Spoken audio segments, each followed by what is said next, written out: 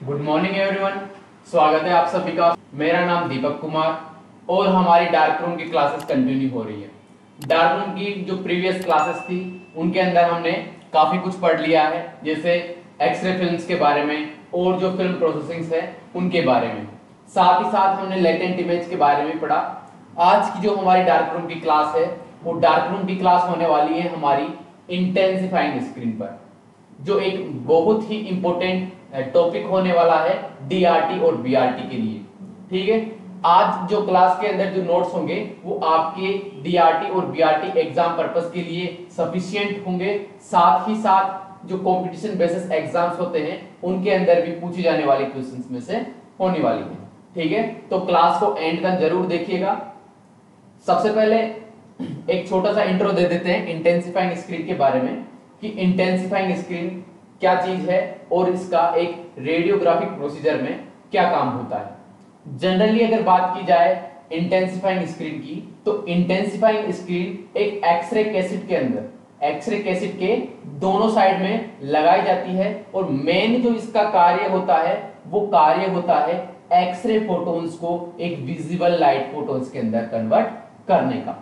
अब जब ये एक्सरे फोटोन्स को लाइट विजिबल फोटोन्स के अंदर कन्वर्ट करती है तो उस दौरान होता क्या है, उस दौरान ये लाइट्स की क्वांटिटी बढ़ाकर, ठीक है, जो अमाउंट रेडिएशन इसके ऊपर गिरा है उस अमाउंट ऑफ रेडिएशन की क्वांटिटी को बढ़ाकर ये क्या करती है, विजिबल लाइट फोटोन्स के अंदर कन्वर्ट करती है। तो यहां पर यदि अगर मान लीजिए एक सफिशिएंट अमाउंट के अंदर भी रेडिएशन दी जाए या एक प्रकार से एक्सपोज किया जाए तो उस एक्सपोजर की रेडिएशन को कैसेट से टकराने के बाद में इंटेंसिफाइंग स्क्रीन क्या करेगी, उसकी क्वांटिटी को यानी कि एक्सरेज की क्वांटिटी को बढ़ाकर विजिबल लाइट के अंदर कन्वर्ट कर देगी। साथ ही साथ यदि यहां पर बात की जाए क्या इंटेंसिफाइंग स्क्रीन से टकराने के बाद एक्सरे की इंटेंसिटी में प्रभाव पड़ता है, तो यहां पर आंसर रहेगा नो। एक्सरे की इंटेंसिटी पर कोई प्रभाव नहीं पड़ेगा।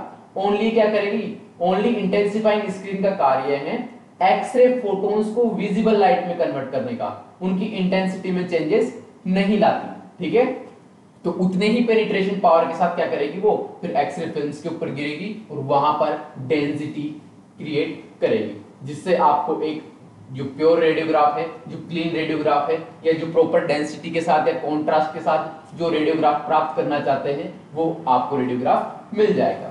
ठीक है, ये आपकी क्वांटिटी को बढ़ाती है, कॉन्ट्रास्ट को बढ़ा सकती है, लेकिन जो डेंसिटी है उसके ऊपर कोई प्रभाव नहीं डालेगी। ठीक है, तो स्टार्ट करते हैं हम हमारी इंटेंसिफाइंग स्क्रीन के बारे में क्लास। देखिए इंटेंसिफाइंग स्क्रीन क्या चीज होती है इसके बारे में देख लेते हैं।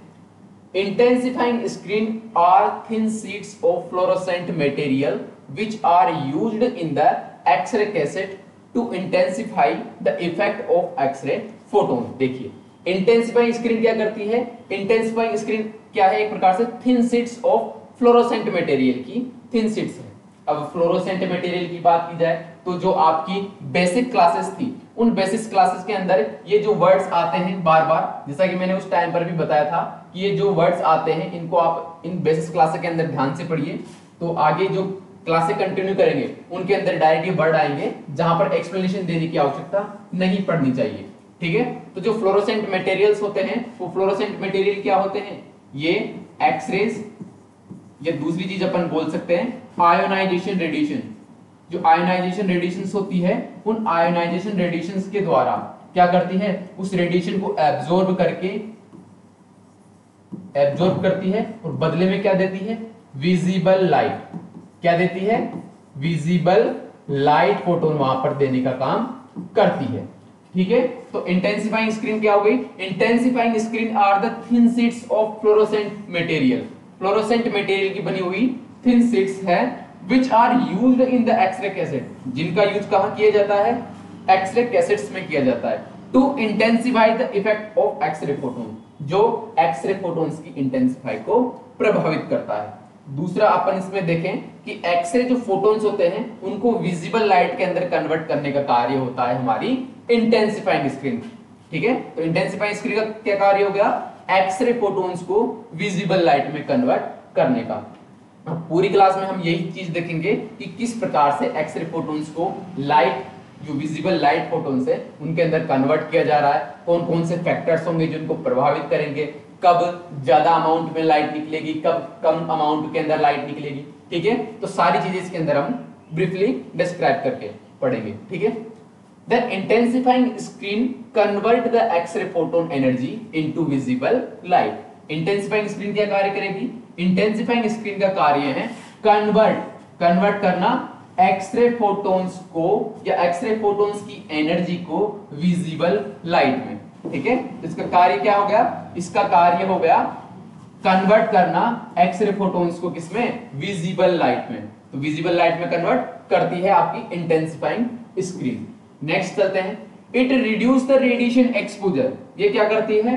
रिड्यूस द रेडिएशन एक्सपोजर, यानी कि जो रेडिएशन का एक्सपोजर किसी भी पर्टिकुलर बॉडी पार्ट के एक्सपोजर के लिए नेसेसरी है, उसको क्या करती है? ये रिड्यूस करती है, ठीक है। तो रिड्यूस करेगी। वहां पर अपने को यदि मान लीजिए कहीं पर आप इंटेंसिफाइंग स्क्रीन का यूज कर रहे हो, तो इंटेंसिफाइंग स्क्रीन का यूज करते दौरान आप जो रिक्वायर्ड रेडिएशन एक्सपोजर है उससे कम अमाउंट के अंदर भी एक्सपोज करवा सकते हैं। और वो किस प्रकार से? It reduce the radiation exposure, यानी कि एमएएस।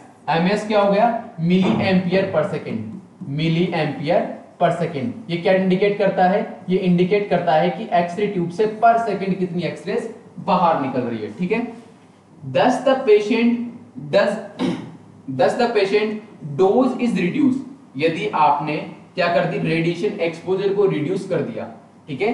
रेडिएशन एक्सपोजर को रिड्यूस कर दिया तो उससे क्या प्रभाव पड़ेगा? उससे प्रभाव पड़ेगा पेशेंट डोज भी क्या होगी? रिड्यूस होगी significantly and film contrast is improve. और इसी के साथ साथ क्या होगा? फिल्म कॉन्ट्रास्ट भी इंप्रूव होगा। यहां पर मैं एक बार बेसिकली बता देता हूं कि किस प्रकार से होगा। देखिए, ये है यहां पर कोई पेशेंट बॉडी, ठीक है, और इस पेशेंट बॉडी का रेडियोग्राफ लेना है हमें किसी कैसेट के ऊपर। किसी कैसेट के ऊपर अपने को रेडियोग्राफ लेना है। यहां से जो अमाउंट ऑफ एक्सरेज आता है वो अमाउंट ऑफ एक्सरेज, देखिए अमाउंट ऑफ एक्सरेज, ये पेशेंट की बॉडी हो गई। पेशेंट की बॉडी से टकराने के बाद वो कैसेट के ऊपर गिरेगी। कैसेट के आगे क्या आएगी? Intensifying screen. इंटेंसिफाइंग स्क्रीन के आगे एक्सरे फिल्म। एक्सरे फिल्म के बाद फिर वापस से क्या जाएगी? यहाँ पर इंटेंसिफाइंग स्क्रीन और ये बैक ऑफ द कैसेट। इस प्रकार से क्या रहता है? प्लेसमेंट रहता है एक एक्सरे कैसेट का, और जो इसके अंदर इंटेंसिफाइंग स्क्रीन और फिल्म्स आती है। तो ये तो क्या हो जाएगी आपकी? मान लीजिए ये हो गई आपकी फिल्म, ये हो गई आपकी इंटेंसिफाइंग स्क्रीन।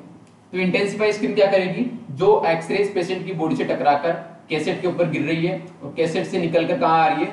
जो आपके एक प्रकार से हम बोल सकते हैं इंटेंसिफाइंग स्क्रीन के ऊपर गिर रही है। तो इंटेंसिफाइंग स्क्रीन क्या करेगी? इन एक्सरे फोटोन्स को कन्वर्ट कर देगी विजिबल लाइट फोटोन्स के अंदर, और वो भी अमाउंट बढ़ाकर, ठीक है। अमाउंट बढ़ाकर क्या कर देगी? ये इनकी क्वांटिटी को बढ़ा देगी इस प्रकार से, ठीक है। इस प्रकार से इनकी संख्या बढ़ाएगी और संख्या बढ़ाकर फिल्म के ऊपर गिराएगी, जिससे क्या होगा? फिल्म को एक्सपोजर के लिए, फिल्म के एक्सपोजर के लिए, फिल्म एक्सपोजर के लिए यहां पर अपने को required of radiation, required of X-ray क्या करेंगे? कम चाहिए होंगे। साथ ही साथ रिक्वायर्ड ऑफ एक्सरे के साथ साथ यहां पर क्या होगी? कॉन्ट्रास्ट भी इंप्रूव होगा। कॉन्ट्रास्ट क्या होगा? इंप्रूव होता है, क्योंकि कॉन्ट्रास्ट क्या होता है? कॉन्ट्रास्ट होता है between two densities. Two density के बीच में जो एक प्रकार से डेंसिटी का जो उनके बीच में डेंसिटी का एक प्रकार से कितना अंतर है, वो कहलाता है आपका कॉन्ट्रास्ट, ठीक है। नेक्स्ट चलते हैं। Most commonly in conventional radiography the double emulsion film is used. Most commonly क्या होता है? जनरल जो रेडियोग्राफी हम करते हैं, तो जनरल रेडियोग्राफी में एक्सरे फिल्म जो होती है वो डबल इमल्शन वाली अपन यूज करते हैं, यानी कि बेस के दोनों साइड आपको इमल्शन लेयर देखने को मिलेगी। अब इमल्शन लेयर अगर दोनों साइड प्रेजेंट है तो दोनों साइड एक्सपोजर की आवश्यकता होगी।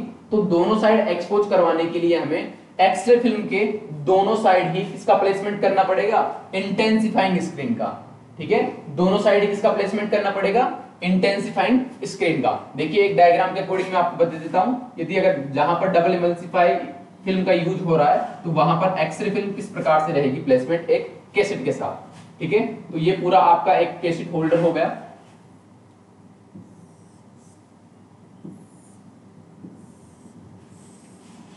ठीक है, ये तो हो गई front side of the X-ray cassette. ये देखिए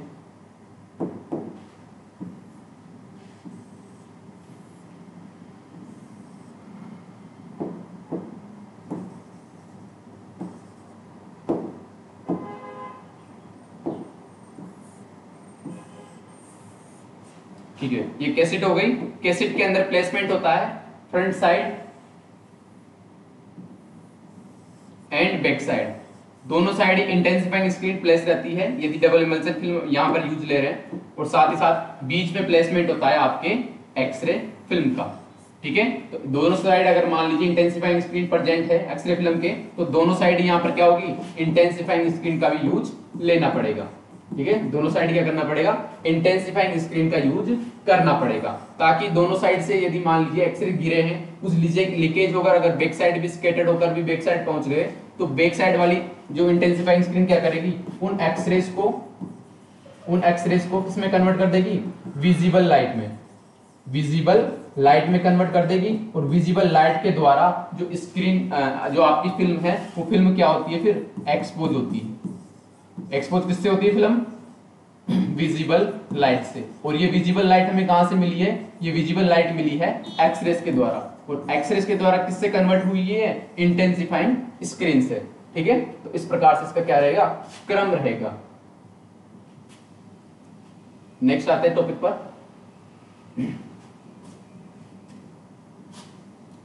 The cassette have a pair of screen that sandwich the film। अभी जैसे अपन ने बताया, तो सैंडविच लाइक क्या है, यहाँ पर फिल्म रहती है।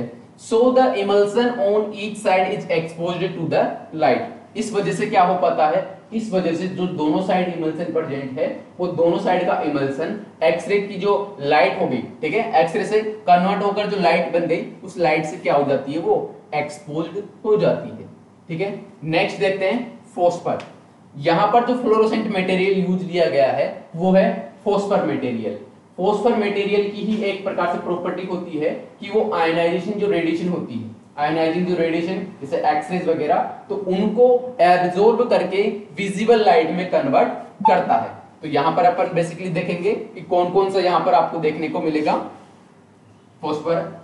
The fluorescent material of intensifying screen is called phosphor. ठीक है, जो इंटेंसिफाइंग स्क्रीन के लिए अपन जो एक मटेरियल यूज लेंगे फ्लोरोसेंट मटेरियल, तो वो फ्लोरोसेंट मटेरियल क्या कहलाएगा, वो फ्लोरोसेंट मटेरियल ही आपका फॉस्फर कहलाएगा। ठीक है, इंटेंसिफाइंग स्क्रीन के अंदर जो हम यहाँ पर फॉस्फर मटेरियल जो यूज लेंगे या फ्लोरोसेंट मटेरियल जो यूज लेंगे, फ्लोरोसेंट मटेरियल कौन सा, जो एक्सरे फोटोन्स को विजिबल लाइट में कन्वर्ट कर दे, उसका यूज ले रहे हैं, तो वो कहलाएगा आपका फॉस्फर। अब फॉस्फर का कार्य क्या है, These material absorb X-ray photons energy। ये फोटोन्स ये क्या करते हैं, ये एक्सरे फोटोन्स की एनर्जी को एब्जॉर्ब करते हैं and convert the absorbed radiation into many light photons. ये कई सारे लाइट फोटोन्स के अंदर उन एक्सरे फोटोन्स को कन्वर्ट कर देते हैं। यदि एक एक्सरे फोटोन आया, तो उसको कई उनकी संख्या बढ़ाकर लाइट फोटोन्स के अंदर क्या कर देंगे, ये फॉस्फर मटेरियल कन्वर्ट कर देंगे by the photo electric effect. कौन से इफेक्ट से, फोटो इलेक्ट्रिक इफेक्ट द्वारा।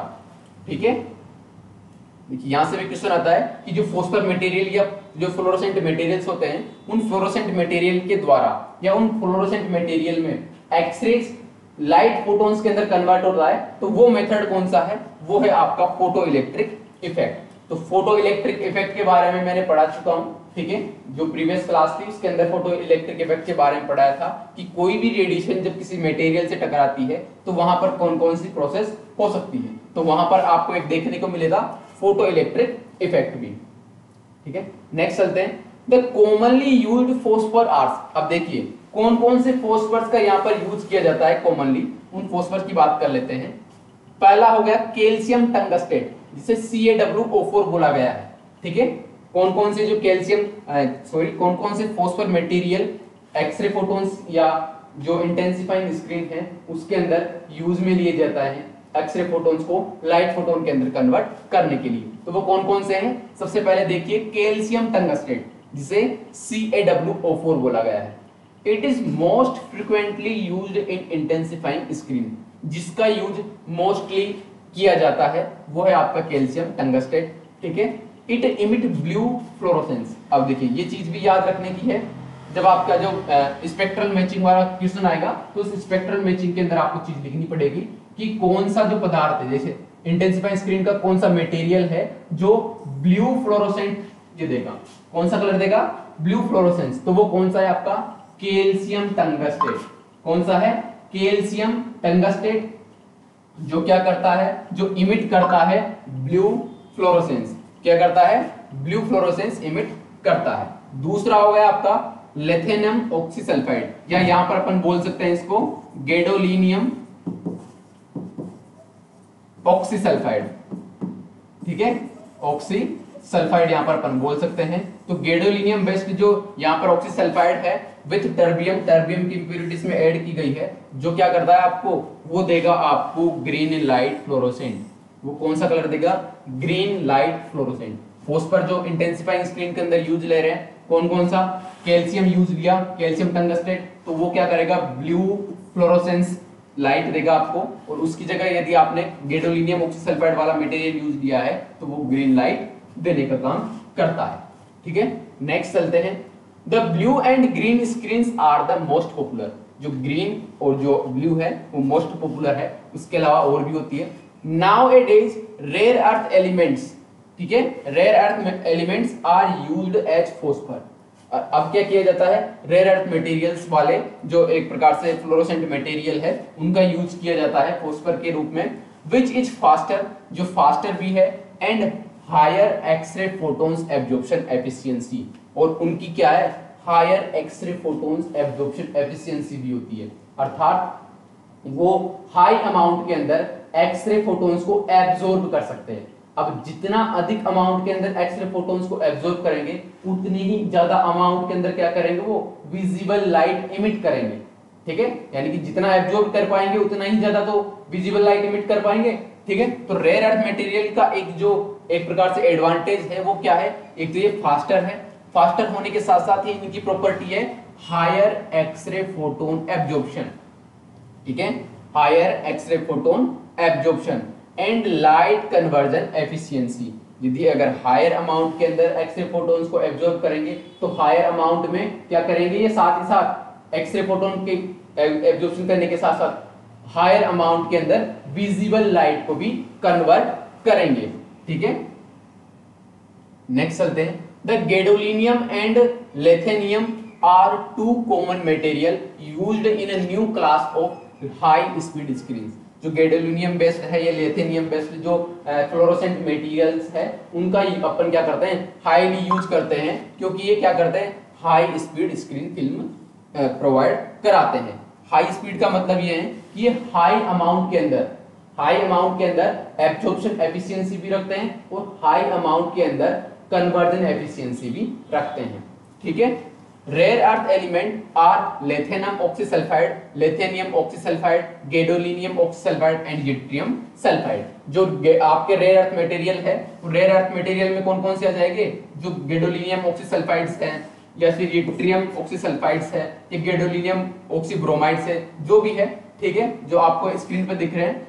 ये अमाउंट क्या करते हैं, ये एलिमेंट्स क्या करते हैं, ये एलिमेंट्स आपको एक्सरे फोटोन्स,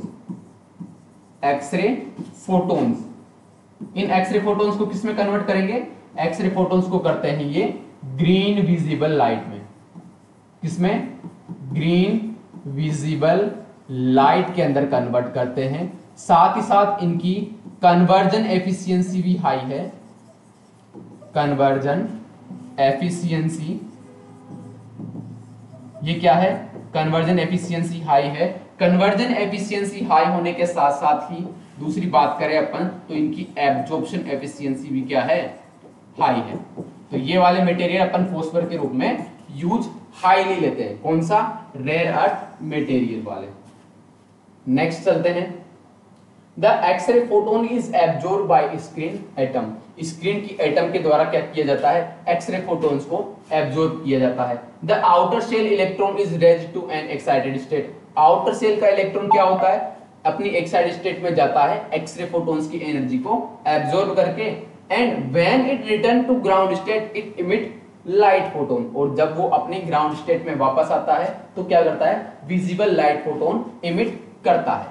ठीक है, the intensity of light is proportional to the intensity of X-ray, और जो यहाँ पर एक्सरे फोटोन्स की इंटेंसिटी जो होती है वो एक्सरे फोटोन्स की इंटेंसिटी ही इसमें कन्वर्ट होती है विजिबल लाइट की इंटेंसिटी के अंदर। ठीक है,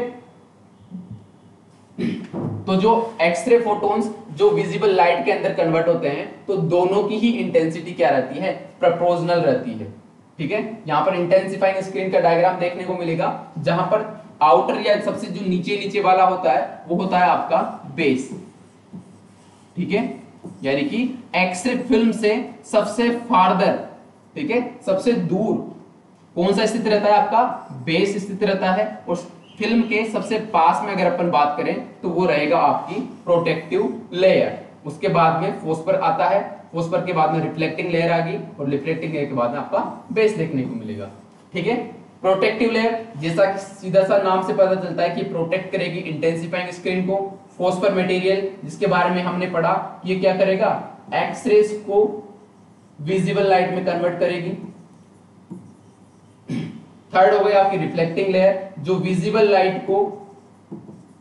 लाइट को स्कैटर्ड होने से बचाएगी, साथ ही साथ लाइट्स को या लाइट फोटोन्स को एक्सरे फिल्म्स की तरफ करने का कार्य करेगी। ठीक है, और जो आपका बेस हो गया, ये बेस अगर जनरली इसकी बात की जाए तो बेस का काम होता है यूनिफॉर्म डायरेक्शन प्रोवाइड करने का, या स्टेबिलिटी बनाने का, ड्यूरेबिलिटी बनाए रखने की सभी लेयर्स की। ठीक है, नेक्स्ट चलते हैं हम कंपोनेंट्स ऑफ इंटेंसिफाइंग स्क्रीन। इनके कंपोनेंट्स के बारे में पढ़ेंगे कि जो इंटेंसिफाइंग स्क्रीन है वो कौन कौन सी लेयर से मिलकर बनी होती है, और प्रत्येक जो लेयर है वो प्रत्येक लेयर का कार्य क्या है। ठीक है, इसके बारे में हम चर्चा करेंगे। तो जैसा कि डायग्राम के अंदर बताया गया था, सबसे पहले इसकी लेयर आएगी बेस, बेस के बाद में आएगा आपको रिफ्लेक्टिंग लेयर देखने को मिलेगी, फिर फॉस्फोरस लेयर देखने को मिलेगी, और लास्ट में प्रोटेक्टिव कोट या प्रोटेक्टिव लेयर यहां पर देखने को मिलेगी। ठीक है, तो आंसर करते टाइम हमेशा सबसे पहले जैसे आपने अगर कंपोनेंट लिख दिया तो कंपोनेंट के बाद में जहां तक हो सके डायग्राम बनाए, ताकि डायग्राम से आपको ऐसा कैसा याद रहेगा कि कौन कौन सी लेयर के बारे में क्या क्या लिखना है। साथ ही ये रहेगा पता कि जो इंटेंसिफाइंग स्क्रीन है तो उसके बाद में आप कौन सी लेयर के बारे में लिख सकते हो। ठीक है, तो सबसे पहले जैसे बेस आ गया तो बेस के बाद में रिफ्लेक्टिंग लेयर, रिफ्लेक्टिंग लेयर के बाद में फोस्फर लेयर, और फोस्फरस के बाद में ऊपर प्रोटेक्टिव लेयर। ठीक है, यहां पर देखिए स्ट्रक्चर ऑफ इंटेंसिफाइंग स्क्रीन। यहां पर अगर इंटेंसिफाइंग स्क्रीन की बात करेंगे तो इंटेंसिफाइंग स्क्रीन की स्ट्रक्चर कुछ इस प्रकार से रहेगी। ठीक है, देखिए ये रह गया आपका, बात करें इसकी तो ये होगा आपका बेस। ठीक है, ये होगा इंटेंसिफाइंग स्क्रीन का बेस। बेस का कार्य होता है स्टेबिलिटी प्रोवाइड कराने का। ठीक है, बेस का क्या कार्य होता है, स्टेबिलिटी प्रोवाइड कराने का या यूनिफॉर्म डायरेक्शन प्रोवाइड कराने का बाकी सभी लेयर्स को। ठीक है, बाकी सभी लेयर्स को डायरेक्शन प्रोवाइड करने का कार्य कौन करेगा, आपका बेस करेगा। बेस जहां पर इसकी थिकनेस दी गई है 10 माइल। ठीक है, ये इंटेंसिफाइंग स्क्रीन की थिकनेस को मेजर करने के लिए यहां पर आपको यूनिट दी गई है। तो टोटल थिकनेस अगर अपन बात करें, total thickness of intensifying screen तो वो कितनी होती है, तो वो आपको देखने को मिलेगी 15 माइल। 15 माइल, जहां पर 10 माइल का तो यहां पर आपको क्या देखने को मिलेगा, बेस देखने को मिलेगा। बेस के बाद में अपन बात करते हैं दूसरी आपकी हो गई रिफ्लेक्टिंग लेयर। दूसरी लेयर कौन सी हो गई, रिफ्लेक्टिंग लेयर। और रिफ्लेक्टिंग लेयर का कार्य क्या होता है, रिफ्लेक्टिंग लेयर का कार्य होगा एक्सरे जो फोटोन्स हो गई, एक्सरे फोटोन्स जैसे ही फास्फोरस लेयर से विजिबल लाइट में कन्वर्ट होगी तो चांसेस होते हैं विजिबल लाइट के स्कैटर्ड होने का या एक प्रकार से पीछे की तरफ जाने का। तो रिफ्लेक्टिंग लेयर उन लाइट फोटोन्स को वापस एक्सरे फिल्म की तरफ भेजने का काम करती है। ठीक है, तो रिफ्लेक्टिंग लेयर की थिकनेस की बात की जाए तो 1 माइल यहाँ पर इसकी क्या होती है, थिकनेस होगी। 1 माइल क्या होगी इसकी थिकनेस होगी। और ये किस मटेरियल का बना होता है, ये एक नेचुरल व्हाइट सब्सटेंस होता है जिसका नाम होता है टाइटेनियम ऑक्साइड। इसका नाम क्या होगा, टाइटेनियम ऑक्साइड। थर्ड आ गया आपका फोस्फर लेयर। फॉस्फर लेयर की अगर अपन बात करें तो फॉस्फर लेयर का कार्य ही क्या है, मेन कार्य इंटेंसिफाइंग स्क्रीन का अगर अपन हार्ट बोल सके तो इंटेंसिफाइंग स्क्रीन का हार्ट होगा आपका फॉस्फर, और फॉस्फर का कार्य होगा एक्सरेज को विजिबल लाइट में कन्वर्ट करने का, विजिबल लाइट में कन्वर्ट करने का। और ऊपर ही ऊपर आपको देखने को मिल जाएगा protective layer, protective layer. Protective layer रहेगी आपकी प्लास्टिक की, जिसका कार्य होता है आपके प्रोटेक्ट करना फॉस्फर लेयर को। ठीक है, अब इन लेयर्स के बारे में अपन चर्चा करेंगे। पहला आता है आपका बेस। ठीक है, सबसे पहले कौन सा आएगा, base. It is made up of polyester और सेलुलोज एसीटेट। बेस किसका बना रहता है, पॉलिस्टर या सेलुलोज एसीटेट का आपको बेस देखने को मिलेगा। उसके बाद में आता है the base must be strong. अब देखिए बेस की प्रॉपर्टीज भी क्या क्या होनी चाहिए, बेस स्ट्रॉन्ग भी होना चाहिए, केमिकली इनर्ट। केमिकली इनर्ट मतलब एक प्रकार से केमिकल से अक्रिय होना चाहिए।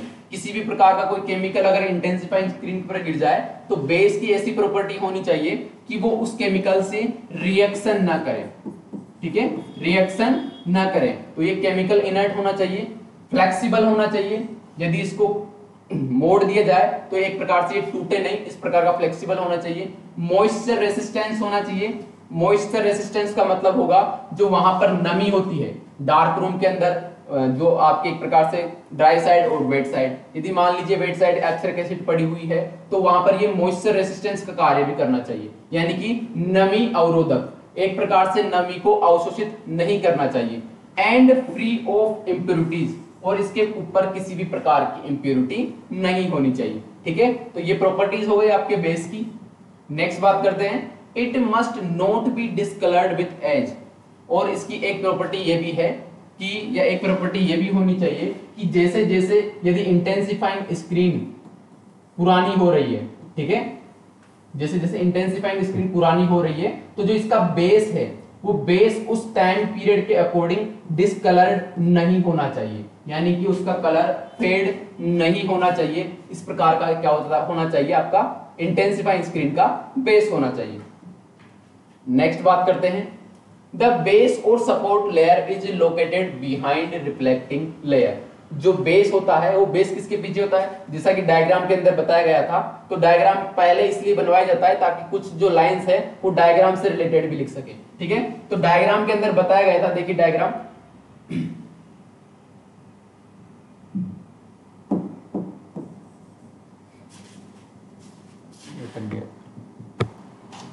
देखिए डायग्राम के अंदर देखते हैं। डायग्राम के अंदर जैसे मैंने बताया था कि सबसे नीचे बेस, बेस के ऊपर होती है रिफ्लेक्टिंग लेयर, तो और उसके ऊपर फॉस्फर लेयर। तो इससे आपके एक दो लाइन आपको आराम से लिखने को मिल जाएगी। देखिए, द बेस और support layer is located behind reflecting layer. जैसा कि डायग्राम में दिख रहा है कि रिफ्लेक्टिंग लेयर के पीछे आपका बेस स्थित है।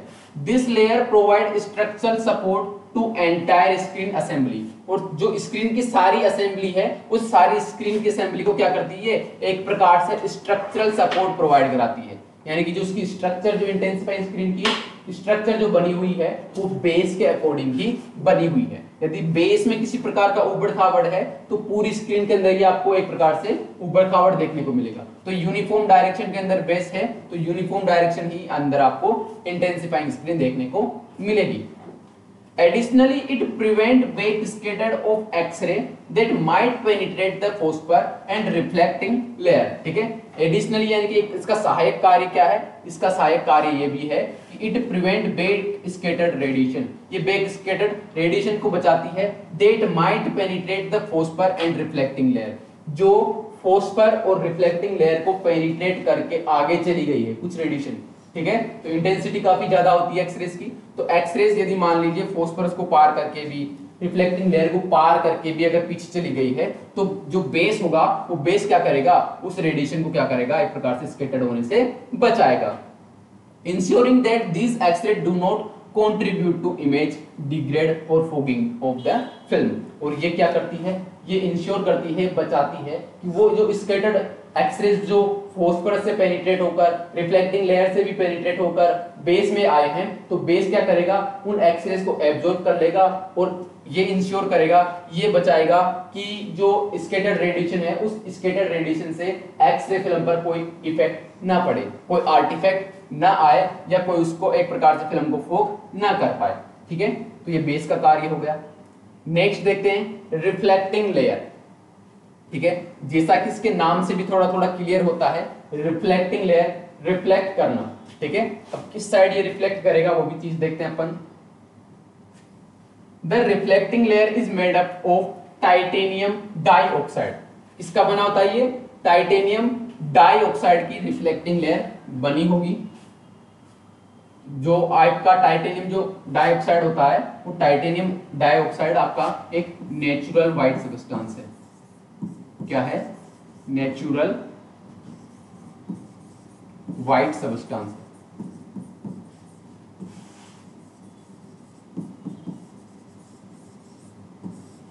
Natural white substance. The reflective layer redirect the light to the film. अब देखिए रिफ्लेक्टिंग लेयर का कार्य क्या हो गया? रिफ्लेक्टिंग लेयर का कार्य हो गया redirect the light to the film. Film की तरफ लाइट फोटॉन्स को भेजने का कार्य रिफ्लेक्टिंग लेयर का होता है। विदाउट दिस लेयर, इस लेयर के बिना, यदि इंटेंसिफाइंग स्क्रीन में रिफ्लेक्टिंग लेयर मौजूद नहीं है, ठीक है, यहां से क्वेश्चन आता है कि यदि रिफ्लेक्टिंग लेयर इंटेंसिफाइंग स्क्रीन के अंदर मौजूद नहीं है तो क्या होता है? Only half of the light, half of the light, आधी ही लाइट की जो मात्रा है would interact with the film. वो आधी मात्रा ही ओनली फिल्म से क्या कर पाएगी? इंटरेक्ट कर पाएगी। क्योंकि फास्फोरस से यदि मान लीजिए आपकी लाइट फोटॉन्स निकली है तो उन लाइट फोटॉन्स की आधी मात्रा ही क्या होगी? एक्स-रे फिल्म से टकरा पाएगी यदि वहां पर रिफ्लेक्टिंग लेयर यूज नहीं की गई है। ठीक है, नेक्स्ट चलते हैं। The reflecting layer is positioned behind the phosphor layer. और यहां पर जो रिफ्लेक्टिंग लेयर होती है वो रिफ्लेक्टिंग लेयर किसके पीछे होगी पोजीशन? वो रिफ्लेक्टिंग लेयर आपको देखने को मिलेगी फोस्फर लेयर के पीछे। किसके पीछे? फोस्फर लेयर के पीछे।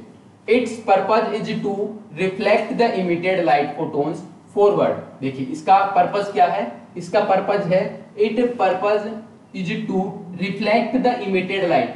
जो इमिटेड हुई है लाइट उसको रिफ्लेक्ट करता है फोटॉन्स फॉरवर्ड, आगे की तरफ, टूवर्ड रेडियोग्राफिक फिल्म। एक रेडियोग्राफिक फिल्म की तरफ उसको क्या करता है? आगे भेजता है। ठीक है, नेक्स्ट देखते हैं। This layer helps optimise the efficiency of light collection and minimise light scattering, ensuring that a higher proportion of emitted light contribute to the formation of the radiographic image। अब देखिए this layer helps, ये जो layer है, किस layer की बात कर रहे हैं? रिफ्लेक्टिंग लेयर की। दिस लेयर हेल्प्स, ये लेयर क्या करती है?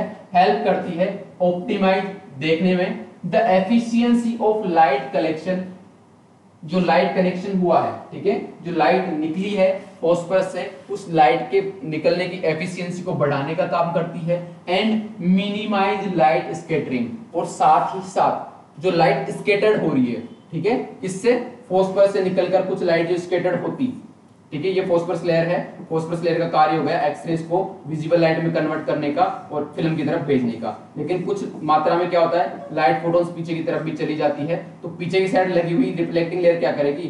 पीछे की साइड लगी हुई इन रिफ्लेक्टेड, इन स्कैटर्ड लाइट फोटॉन्स को, इन स्कैटर्ड लाइट फोटॉन्स को वापस किसकी साइड? एक्स-रे फिल्म की साइड भेजने का काम करेगी। ठीक है, यानी कि इसने क्या कर दिया? Minimise light scattering, light scattering को मिनिमाइज कर दिया, that a high proportional of emitted light contribute to the formation of the radiographic image. जो वो स्कैटर्ड जो लाइट फोटॉन्स है, वो स्कैटर्ड लाइट फोटॉन्स किसमें कंट्रीब्यूट करेंगे? वो स्कैटर्ड लाइट फोटॉन्स कंट्रीब्यूट करते हैं हमारे रेडियोग्राफिक इमेज के फॉर्मेशन में। ठीक है, नेक्स्ट देखते हैं। The reflective layer is typically made up of high reflective material। अब देखिए जो रिफ्लेक्टिव जो लेयर होती है वो reflective layer typically made up of high reflective material such as titanium dioxide और बेरियम सल्फाइड। ठीक है, अपन ने इसकी चर्चा अपन ने इसकी बात पहले ही कर ली। तो ये रिफ्लेक्टिंग लेयर की बात कर रहा है कि जो रिफ्लेक्टिंग लेयर होता है वो एक नेचुरल व्हाइट सब्सटेंस जैसे टाइटेनियम डाइऑक्साइड या बेरियम सल्फेट से मिलकर बना होता है। ठीक है, these materials have high scattering coefficiency for visible light। these materials क्या करते हैं? have high scattering coefficiency। ये scattering coefficiency क्या होती है? इनकी हाई होती है, यानी कि जो स्कैटर्ड जो लाइट फोटॉन्स आए हैं उन स्कैटर्ड लाइट फोटॉन्स को भी रिफ्लेक्ट करने की जो इनकी एफिशिएंसी है वो हाई है, और वो कौन सी लाइट की, विजिबल लाइट की, allowing the emitted light to be efficiently direct toward the film. तथा ये जो मटेरियल है या जो ये जो लेयर है, ये लेयर क्या करेगी, ये लेयर का काम होगा कि जो आपकी जो विजिबल लाइट आई है स्कैटर्ड होकर, वो स्कैटर्ड होकर आई हुई विजिबल लाइट को एक रेडियोग्राफिक एक्स-रे फिल्म की तरफ रीडायरेक्ट करने का काम करेगी।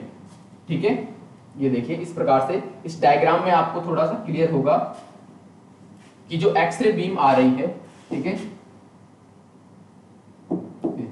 एक्स-रे बीम जो आ रही है वो अलग अलग एक्स-रे बीम्स किसके ऊपर गिर रही है, आकर इस फॉस्फर मटेरियल के ऊपर गिर रही है। अब जैसा कि पता है फॉस्फर मटेरियल का तो एक ही काम, क्या, एक्स-रे फोटॉन्स को इसमें कन्वर्ट करने का, विजिबल लाइट में कन्वर्ट करने का, विजिबल लाइट में कन्वर्ट करने का, बिना इंटेंसिटी को चेंज किए। ठीक है, अब यहां पर ओनली क्वांटिटी बढ़ेगी। जैसे ये एक एक्स-रे फोटोन आया, एक एक्स-रे फोटोन जैसे ही फास्फोरस से टकराएगा तो किसमें कन्वर्ट हो गया, 3 विजिबल लाइट फोटॉन्स में। ठीक है, आपको दिख रहा है इस प्रकार से। ओनली क्वांटिटी क्या होती है, क्वांटिटी इंक्रीज होती है, क्वांटिटी क्या होती है, इंक्रीज होती है। इस प्रकार से एक्स-रे बीम की जो क्वांटिटी है वो इंक्रीज हो गई। वो किसके ऊपर गिर रही है, फिर वो फिल्म स्क्रीन के ऊपर गिर रही है। अब फिल्म स्क्रीन से गिरने के बावजूद भी, ठीक है, देखो इस प्रकार से इसकी कंस्ट्रक्शन होती है। अगर इंटेंसिफाइंग स्क्रीन की एक्स-रे फिल्म से अपन बात करें कंपैरिजन में, ये तो हो गई एक्स-रे फिल्म, एक्स-रे फिल्म, ठीक है, ये एक्स-रे फिल्म की इस साइड भी क्या है, आपको फॉस्फोरस लेयर देखने को मिल रही है, और इस साइड भी क्या है, आपको फॉस्फोरस स्क्रीन देखने को मिल रही है। ठीक है, फॉस्फोरस स्क्रीन के पीछे यहां पर रहेगी आपकी रिफ्लेक्टिंग लेयर के पीछे होती है आपकी एक प्रकार से बेस। ठीक है, और बेस आगे रहेगा आपका इसका प्रोटेक्टिव लेयर।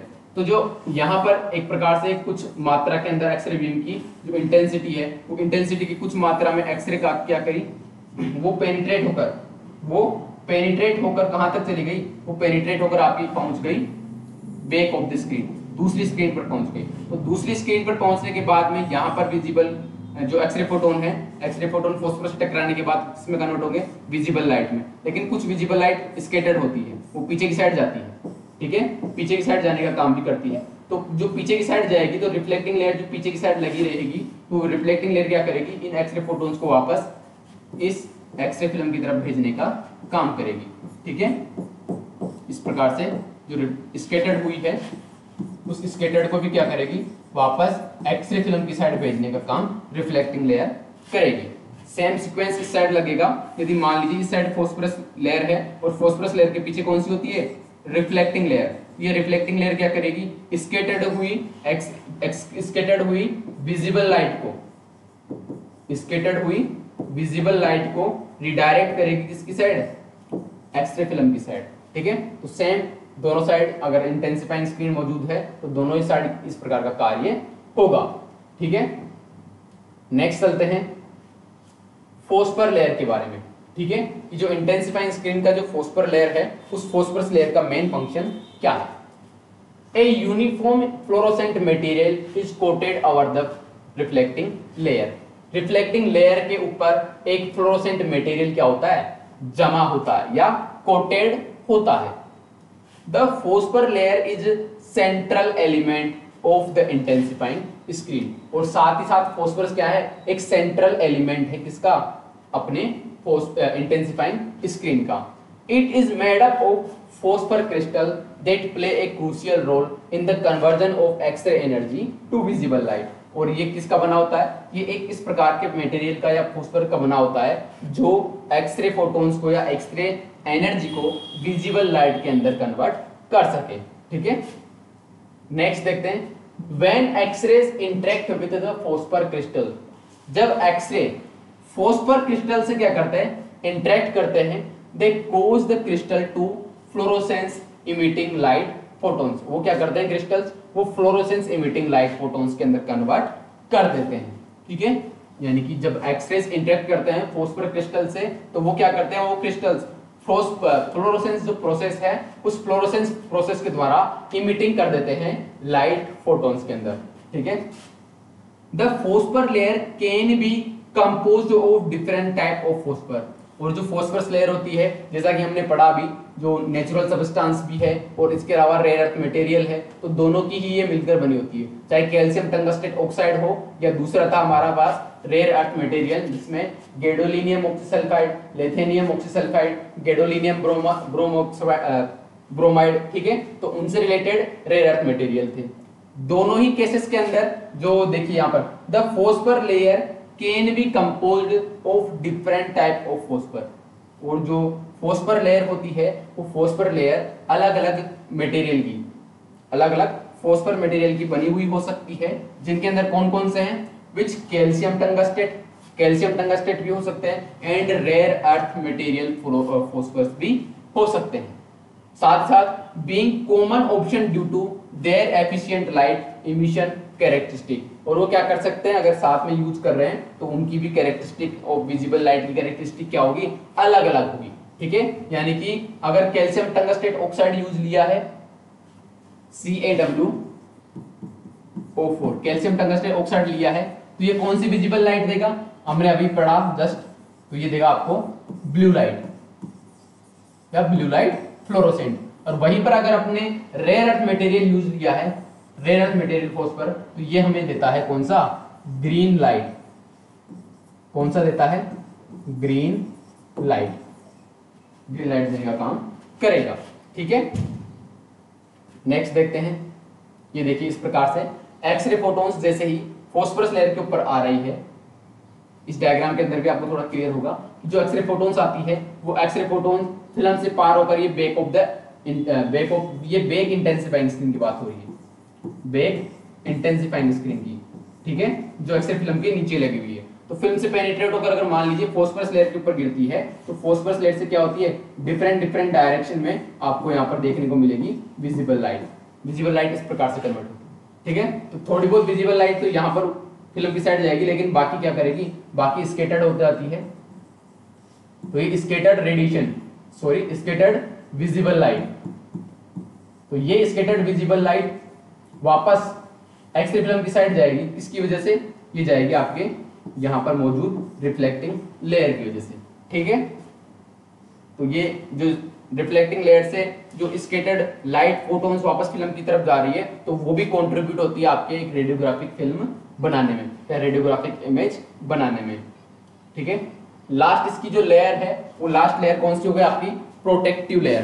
प्रोटेक्टिव लेयर की बात करते हैं, या इसको टॉप कोट भी बोला जा सकता है या प्रोटेक्टिव कोट भी कहा जा सकता है, ठीक है।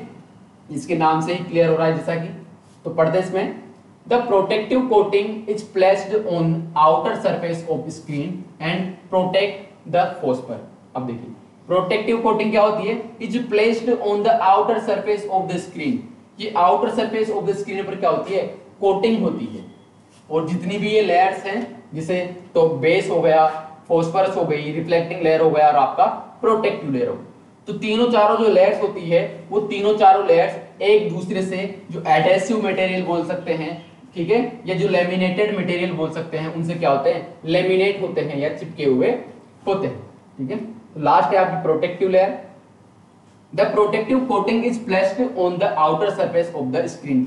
ये outer surface of the screen पर क्या होती है, प्लेस्ड होती है एंड प्रोटेक्ट द फॉस्फर, और फॉस्फरस को प्रोटेक्ट करने का काम भी करती है। इट इज वाटरप्रूफ, ये वाटरप्रूफ होती है।